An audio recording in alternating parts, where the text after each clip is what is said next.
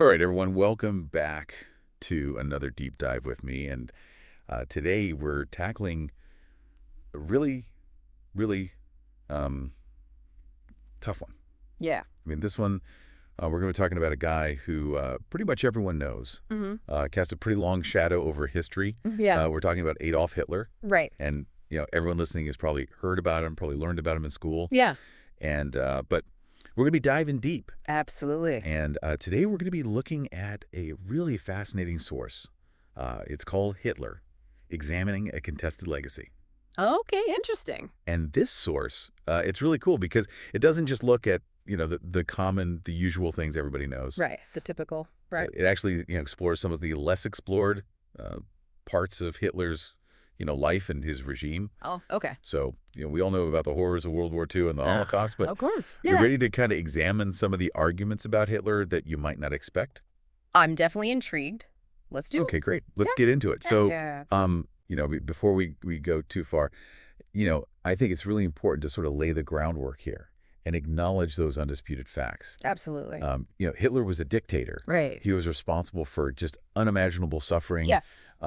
The systematic extermination of millions during the Holocaust, like that's just horrific. Hmm. And we can't ever forget that. Of course not. That's the foundation, I think, of the conventional view of Hitler as, one of the most, if not the most, evil figures in history. Exactly. And rightfully so. Right. Uh, his actions led to a global war, Yeah. World War II, that caused devastation, Yeah. like on a scale we'd never seen before. Yeah. Unprecedented. Unprecedented. Yeah. Yeah.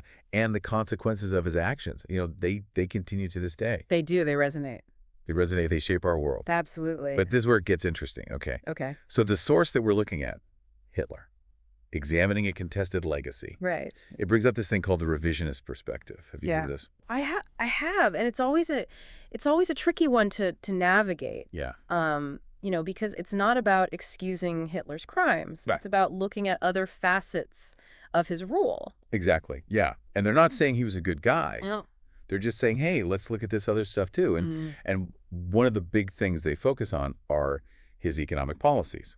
Interesting. So they argue that Germany's recovery from the Great Depression Uh-huh. under Hitler's leadership, it wasn't just a coincidence. Okay, so what are they pointing to specifically? Well, they talk about things like public works programs Okay. Yeah. that he put into place. Right. Put people back to work. Exactly, put people back to work. Yeah. And then his rearmament efforts, Okay. which, ultimately aimed at war. Right. Of course. Yeah. But in the process, decreased unemployment significantly. Mm-hmm.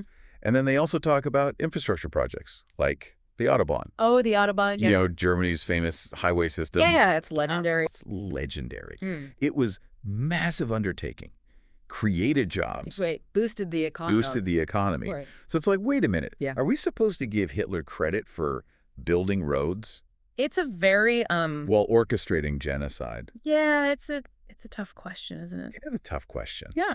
It feels like a dangerous line to walk. It does, and that's the heart of the debate, right? Yeah.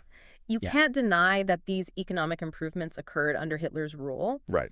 but it's crucial to understand the context. Yeah. They were part of a larger, much more sinister plan. Right. He was building up Germany's military and industrial capacity For war. for conquest. Those roads weren't just for family vacations. Yeah. They were designed to move troops and equipment quickly. Yeah, that's a good point. So the economic recovery was, in many ways, a tool to achieve his horrific goals. Right. And it's scary to think about that because, you see these tangible things like, wow, the economy's getting better. Right, roads are being built. But behind it all is this Dark intention. really dark intention. Yeah. It reminds me of something else the source mentions, the Treaty of Versailles. Right. So revisionists argue that Hitler was able to exploit the resentment Yeah. that many Germans felt because of this treaty Uh-huh. after World War I. It was seen as very harsh. Yeah, it was punitive. Yeah, it was punitive. So could that context have played a role in his rise to power? Oh, absolutely. I mean, the Treaty of Versailles had a profound impact on Germany, both economically and psychologically. I mean, Yeah. you think about it. Heavy reparations were imposed. Yeah. Germany was stripped of territory. Their military was limited. Yeah. It created this sense of humiliation and resentment Right. that Hitler was incredibly adept at capitalizing on. Right. And you can see how people would feel that way. Of course, yeah. But, it's a Good but. for It's a them. big, but it They doesn't just- excuse what happened. No, it absolutely does not justify the horrors that followed.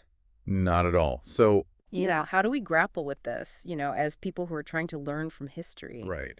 Can we acknowledge any positive outcomes of Hitler's policies, Mm-hmm. even in areas like the economy, given the scale of his crimes? That's the question, isn't it? It's something Yeah. that historians continue to debate. Yeah, It's a real moral tightrope walk. it is. On the one hand, you have to be honest about the full picture of history, Yeah, even the uncomfortable parts, the good, the bad, the ugly. all of it. Yeah, But on the other hand, we must never lose sight of the fact that any perceived benefits, yeah, any good that came out of it, yeah. was achieved through a system built on violence, oppression, and ultimately genocide. Yeah, and, it's like trying to separate the actions from the man, but it feels almost impossible. It is really difficult to do. But I think something that's really important is understanding how he gained power Yes. and how he manipulated people. Absolutely. Because the source talks about Hitler's use of propaganda. And it just makes me wonder, how does that tie into his legacy even today?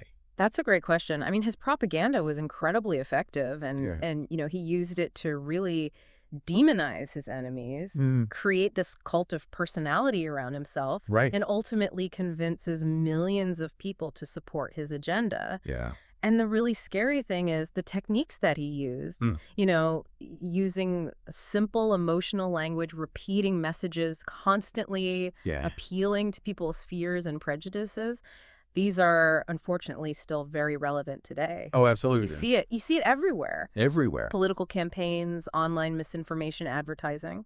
It's like we're still living in the shadow of that. In a way, yes. Yeah, that's a really sobering thought. It is. I mean, it makes me wonder, are we all susceptible to these kinds of manipulations? That is the question. Even if we think we're too smart, Right. We all like to think we're above it, but, Yeah. History shows that that's not necessarily the case. So what can we do?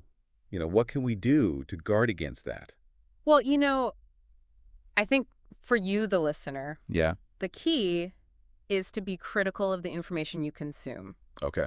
Don't just accept things at face value. Right. Ask questions and do your own research and be aware of your own biases because we all have them. We do. And I think learning from history, especially the dark chapters, Right. is one of the best ways to protect ourselves from repeating it. I completely agree with you. I think this deep dive has definitely given me a lot to think about. Me too. We've covered a lot of ground here. Yeah. We talked about the economic recovery, wartime actions, moral responsibility, and, Yeah. I feel like we've only just scratched the It's surface. a huge topic. It's a huge topic. It really is. It's a lot to process. I mean, Yeah. we talked about, the direct impact of Hitler's regime. Right. What about the ripple effects of his propaganda? Yeah, how do those continue to shape our world? Exactly how does that shape our world in ways that we might not even realize? Right, because those ripples, they travel far and wide and Yeah. they last a long time. Yeah, they do. So I think, listeners out there, Yeah. it's clear there are no easy answers Mm. when we're examining Hitler's legacy. It's complex. It is very complex, but I think by exploring these difficult questions, Yeah. by understanding the complexities and the nuances, Yes. we can hopefully learn from the past Absolutely. and work to build a better future. That's the goal. That's the Well, goal. I think that's what we have to strive for. Yeah, so keep learning, everyone. Keep questioning and keep those conversations going. Couldn't agree more. Thanks for joining us for this deep dive, It's been a pleasure. and we'll see you next time. See you later.